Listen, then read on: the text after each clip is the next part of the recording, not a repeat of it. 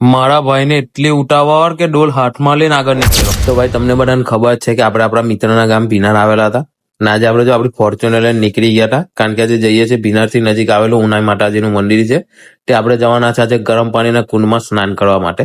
એટલે આપણે પહોંચી ગયા હતા મંદિરે અને ત્યાં પાર્કિંગની સુવિધા હતી ભાઈ, એટલે જો આપણે ફોર્ચ્યુનરને ત્યાં પાર્કિંગ કરી દીધી હતી અને પછી અમે ગાડીમાંથી ઉતરીને બધા મિત્રો રસ્તે પડ્યા હતા ભાઈ થેલીઓ લઈને, કારણ કે અમે આજે ગરમ પાણીમાં સ્નાન કરવા માટે જવાના હતા અને મારા ભાઈને તો ઉતાવળ એટલી હતી ને ભાઈ, જો ડોલ લઈને આગળ ને આગળ નાહતો હતો. પછી અમે ત્યાંથી આગળ પહોંચ્યા ભાઈ, મંદિરનો ગેટ આવી ગયો હતો ને ગેટની અંદર આપણે એન્ટ્રી મારી દીધી ને પહોંચ્યા હતા ગરમ પાણીના કુંડ પાસે. તો આ કુંડ કોને કોને જોયેલો છે અને કોણ કોણ આવેલું છે ને કોને કોને સ્નાન કરેલું છે કોમેન્ટમાં જણાવી દેજો. એટલે પછી ભાઈ અમે જવાના હતા સ્નાન કરવા માટે, એટલે ત્યાં સ્પેશિયલ સ્નાન કરવા માટે બનાવેલું જ છે, એટલે અમે તે જગ્યા પર પહોંચીને સ્નાન કરી લીધું અને પછી અમે બધા મિત્રો કપડા બપડા પહેરીને થઈ ગયા હતા તૈયાર અને પછી આપણે જવાના હતા ઉનાઈ માતાજીના મંદિરે. એટલે ભાઈ અમે મંદિરે પહોંચી ગયા હતા અને અમે લોકો જઈને દર્શન કરી લાગ્યા હતા, તો તમે લોકો બી દર્શન કરી લેજો. અને અમે લોકોએ પછી મહાદેવના દર્શન કરીને પછી અમે આગળ નીકળ્યા હતા ભાઈ. એટલે ચાલો તો હું તમને બતાવું કે ગરમ પાણીના કુંડનો કેવો નજારો છે.